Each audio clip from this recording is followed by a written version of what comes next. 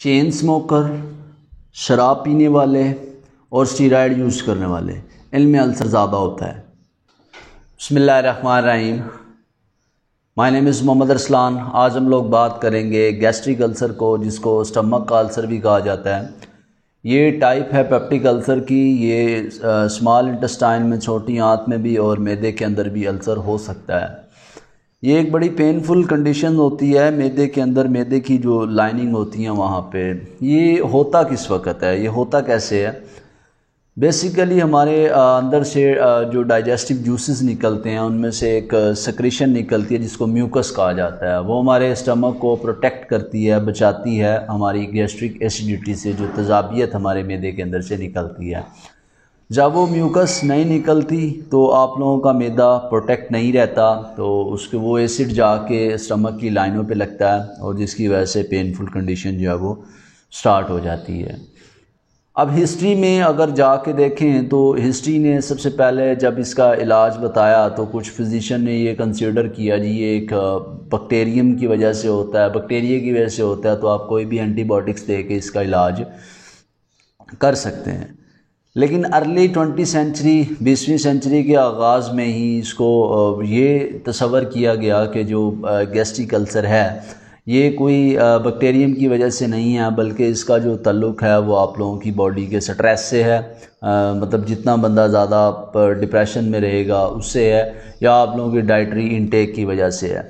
ये दो चीज़ों को सामने रखा गया और साथ में रेफ़र किया गया कि जी हॉस्पिटलाइज हों और बेड रेस्ट की जाए।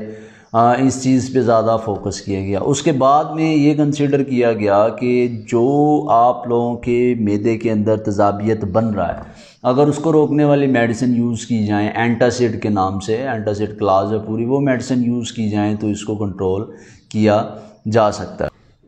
1982 के अंदर जो ऑस्ट्रेलियन फिजिशियन थे रॉबिन वैरन और बैरी मार्शल ने, इन दोनों ने लिंक बताया पेप्टिक अल्सर और साथ में हेलिकोबैक्टर पाइलोरी का, और इन्होंने इस बात को आइडेंटिफाई किया कि जो अल्सर है वो इस बैक्टीरिया की वजह से, एच पाइलोरी की वजह से हो रहा है। जो हमारी मेडिकल कम्युनिटी है उसने इसको बड़े स्लोली अंदाज में इसको अपनाया कि जी कोई हो सकता है बैक्टीरिया जो है वो इसको नुकसान कर रहा हो स्टमक के अंदर।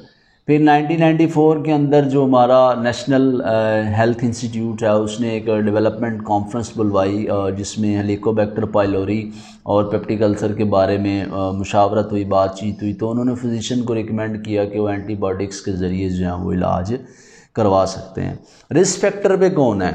रिस्क फैक्टर पे वो लोग हैं जो कि फ्रीक्वेंट यूज़ कर रहे हैं स्टीरॉयड को, जो स्मोकिंग कर रहे हैं, जो अल्कोहल को यूज़ कर रहे हैं, और जिसके अंदर जो है हाइपर कैल्सीमिया यानी कि कैल्शियम का लेवल जिनके अंदर ज़्यादा बन रहा है या वो ज़्यादा इनटेक कर रहे हैं। उसके अलावा जो कॉमन पर्सन में अगर देखा जाए 50 इयर्स अगर किसी की एज है तो उसके अंदर ये चांसेस ज़्यादा होंगे as compare to the common child, छोटे बच्चों की निस्बत। लेकिन उन बच्चों के अंदर पेप्टिक अल्सर का रिस्क ज़्यादा होगा जिसके पेरेंट्स जो हैं वो स्मोकिंग करते रहे हैं। दो बड़ी वजूहात बताई गई हैं जो कि पेप्टिक अल्सर की आती हैं, चाहे वो इंटेस्टाइन का हो चाहे वो स्टमक का हो। एक तो हेलिकोबैक्टर पाइलोरी को उन्होंने रखा और साथ में उन्होंने उन मेडिसिन को रखा जो non steroid anti inflammatory drug हैं जिन्हें एनसिड्स कहा जाता है, जिसमें ये स्टीर आप लोगों की आ जाती है, डिस्प्रीन आ जाती है, ब्रूफन आ जाती है, पैरासीटामोल आ जाती है। इन मेडिसिन को रखा है कि ये स्टमक के अंदर ब्लीडिंग का चांस बनते हैं। और जो लेस कंडीशन के अंदर रखा गया कि जी स्ट्रेस की वजह से और डाइट की वजह से जो है वो या हाइपर एसिडिटी की वजह से लेस चांसेस होते हैं अल्सर होने के। अगर सिम्टम्स की बात की जाए कि इसकी क्या सिम्टम्स नज़र आएंगी पेप्टिक अल्सर की, अगर कोई इंसान खाना खाता है और खाना खाने के बाद दिन का और रात का उसको स्टमक के अंदर थोड़ी सी जलन फील होती है या उसको ये चेस्ट में जलन फील होती है इन दो मकामात पे, या उसका स्टमक बोल्टिंग, स्टमक का भारापन आ जाना, वोमिटिंग होना, अगर उसको इस तरह की अलामात आ रही हैं तो वो अपना डॉक्टर से रेफ़र कर सकता है। इससे भी स्वेयर केसेस हो सकते हैं। अगर वो स्वेयर किस्म का अगर अल्सर हुआ हो तो उसके जो स्टूल का कलर है पखाने का वो डार्क ब्लैक कलर का स्टूल आएगा, काफ़ी आप ये कह लें कि जैसे कॉफ़ी का ग्राउंड होता है तो उस तरह का उसको स्टूल आएगा। और इससे भी स्वेयर हो सकते हैं जिसमें ब्लीडिंग हो रही है, तो उसमें डॉक्टर आप लोगों को रिकमेंड कर सकता है टेस्ट, जिसमें एच पाइलोरी टेस्ट है, बेरियम साल्ट एज अ मील दिया जा सकता है, जिसमें वो बेरियम साल्ट जब आपके गट से गुजरेगा तो उसको एक्सरेज में आसानी होगी तो पता डिटेक्ट किया जा सकता है। स्टूल टेस्ट के लिए भेजा जा सकता है, एंडोस्कोपी की जा सकती है। अब एंडोस्कोपी में भी आगे है कि अगर एंडोस्कोपी कैमरा से सिर्फ ये पिक्चर ली जा रही है या फिर स्टमक के अंदर से टिश्यू भी लिया जा रहा है जिसको बायोप्सी के लिए भेजा जा रहा है। अब इसका ट्रीटमेंट और मेडिकेशन क्या होंगी। अब अगर फिजिशियन ये सोच रहा है कि इसको जो है अल्सर हुआ है वो इसको एनसिड्स यूज़ करने की वजह से हुआ है, तो उसके पेन किलर मेडिसिन को चेंज कर देगा।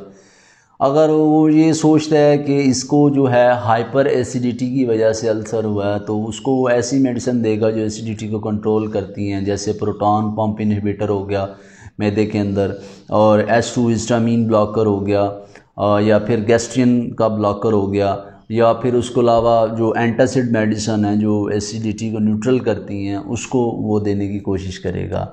अगर एच पाइलोरी की वजह से हुआ तो उसको एक स्पेसिफाइड ट्रीटमेंट एंटीबायोटिक्स की सूरत में उसका शुरू किया जाएगा। अगर उस बंदे को जो अल्सर है वो एच पाइलोरी की वजह से हुआ तो फिर उसको रिकमेंडेशंस में जो सबसे प्रिकॉशंस करनी पड़ेगी वो यही है कि अगर वो अल्कोहल यूज़ करता है या स्मोकिंग करता है, तंबाकू या कोई भी ऐसी चीज़ ट्रिगर कर रहा है जिससे ट्रिगर होती है उसकी स्टमक में इरिटेशन पैदा होती है, तो उसको छोड़ना पड़ेगा। मेडिकल ट्रीटमेंट पेप्टिक अल्सर के बाद सर्जिकल उसका ट्रीटमेंट भी है। वो इस तरह से कि जहाँ ब्लीडिंग हो रही है उस ब्लीडिंग की जो ब्लड वेसल्स हैं उन्हें ऑफ किया जाए, या with sewing tissue with one another, जो टिश्यू हैं वहाँ के उनको आपस में सी दिया जाए। थर्ड वन क्या होगा कि उस नर्व को कट कर दिया जाए जो कि स्टमक के एसिडिटी को कंट्रोल कर रही है। ये तो थी इसके सर्जिकल। अब इसकी आते हैं प्रिवेंशंस की तरफ के किस तरह से स्टमक से बचा जा सकता है। तो सबसे पहले तो अपनी फूड का आप लोगों ने ख्याल रखना है, और फूड इरिटेशन किसी भी अगर फूड से है वो आप लोग नहीं लेंगे।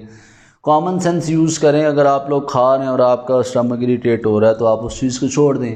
खैर हर बंदे का अपना ये डिफरेंट होगा, लेकिन जो स्पाइसी फूड हैं या सिट्रस फ्रूट्स, उसके अलावा जो स्मोकर हैं या फैटी फूड्स ले रहे हैं, तो इनको तो मुकम्मल तौर पे छोड़ना चाहिए। अब जो चेन स्मोकर होगा, चेन स्मोकर के अंदर चांसेस होंगे कि ड्यूडिनल अल्सर हो एज़ कम्पेयर टू उस बंदे में ड्यूडिनल अल्सर नहीं होगा जो नॉन स्मोकर है, स्मोकिंग नहीं करता। तो जो काम जल्दी होंगे उसमें स्मोकिंग को छोड़ना होगा, उसमें स्टीरॉइड्स मेडिसिन को या वैसे स्टीरॉइड यूज़ कर रहे हैं उसको छोड़ना होगा, अल्कोहल को छोड़ना होगा, और अपना स्ट्रेस लेवल जो है उसको कम करना। अब स्ट्रेस लेवल को how to learn to decrease your stress level. Stress level को कम करने के लिए आपको प्रॉपर एक्सरसाइज करना होगी। एक्सरसाइज के अलावा आप अपने कोई भी गाइडर इमेजरी जो आपको बताए, रिलीजियस की तरफ आप अपना रुख करें, उस पर योगा करें, टाई चाई करें, इससे आप लोगों को काफ़ी हेल्प मिलेगी।